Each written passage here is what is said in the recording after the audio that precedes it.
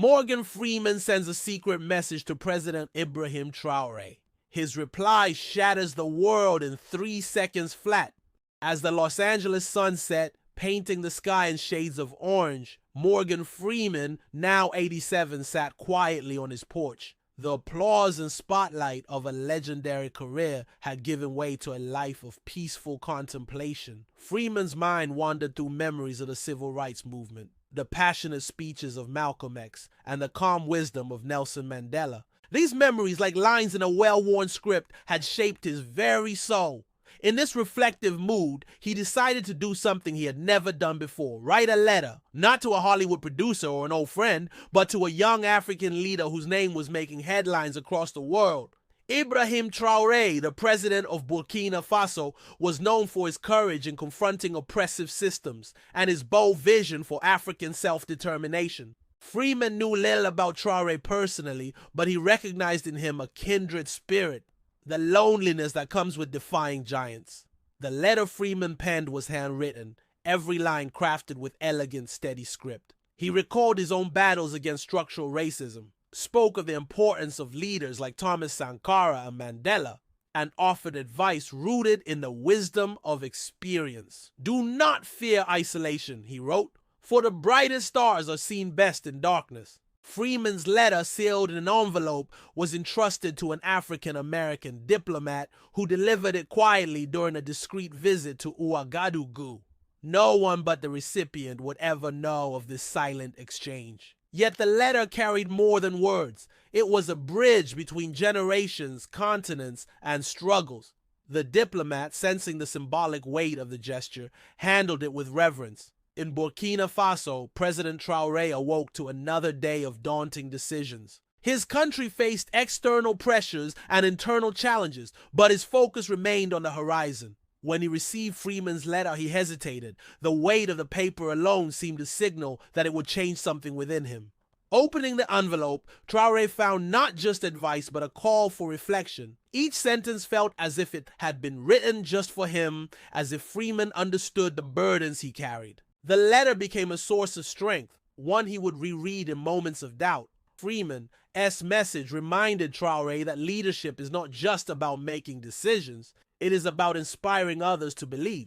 He began to see his position less as a burden and more as an opportunity. During a meeting with close advisors, Traoré surprised everyone by wearing a pin featuring Nelson Mandela's face during a public address. It was a small but symbolic gesture, a tribute to all those who had fought against injustice. To the public, it was a nod to the greats of history. To Traoré, it was a silent response to Freeman's letter.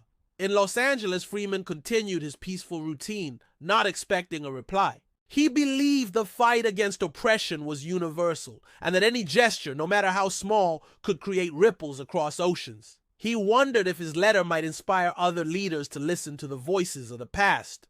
Traoré, meanwhile, felt more connected to the world than ever. He realized that despite the physical distance from figures like Freeman, they shared a common struggle. In a moment of gratitude, he decided to do something unexpected: send an official invitation to Freeman to visit Burkina Faso.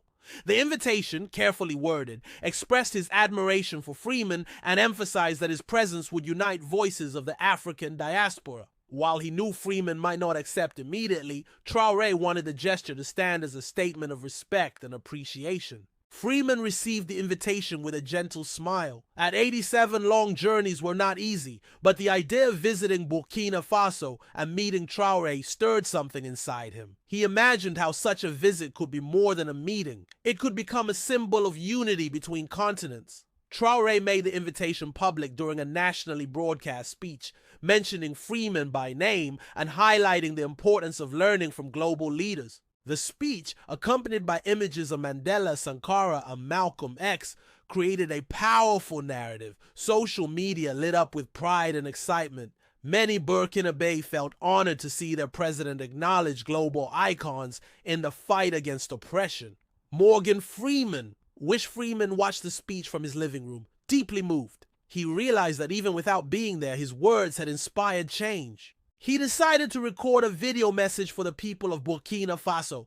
reinforcing the values of unity, courage, and hope. His deep, resonant voice reached millions, reminding them that even in darkness, there is always a light ready to guide the way. He spoke of learning from the past while looking to the future with optimism and determination. As the story of the letter and the invitation spread, it became clear that something extraordinary was happening. For Traoré, the exchange was more than a personal gesture. It was a way to build a collective narrative of resistance and hope. For Freeman, it was proof that a single voice can cross oceans and move hearts. Months later, Freeman accepted the invitation and traveled to Burkina Faso. Though his health limited his activities, he attended an intimate event organized by Traoré. The two men spoke at length about leadership, resistance, and Africa's future. For many Burkinabe, seeing Freeman alongside Traoré was proof that the fight for justice and equality transcends borders. The actor's presence validated Traoré's work and inspired renewed hope. During the event, Freeman delivered an emotional speech. He spoke about the importance of learning from the past, but also of looking to the future with determination. Despite difficulties, there is always light at the end of the tunnel, he said. His words were met with warm applause and tears of emotion. Traoré, in turn, expressed his gratitude, calling Freeman a beacon in moments of darkness, and his visit proof that human connections can overcome any distance. Freeman's visit had a ripple effect. Film productions began exploring the story, creating documentaries and movies about the power of a voice that crosses oceans. An African-American filmmaker released a feature film titled The Brightest Stars, which became an international success. Traoré began incorporating the story into his speeches, emphasizing that Africa is not isolated but part of a global movement for change. The pin bearing Mandela's face became an icon, representing resistance and the pursuit of a better future. Freeman's words and presence became woven into the cultural fabric of Burkina Faso, a reminder that the fight for justice is universal and that human solidarity can overcome any barrier. In the end, the secret letter, the invitation, and the meeting between Morgan Freeman and Ibrahim Traoré became more than a story. They became a symbol of hope, resilience, and unity. Their exchange proved that even on the darkest nights, the stars always shine, and that the power of a single voice can inspire generations across the world.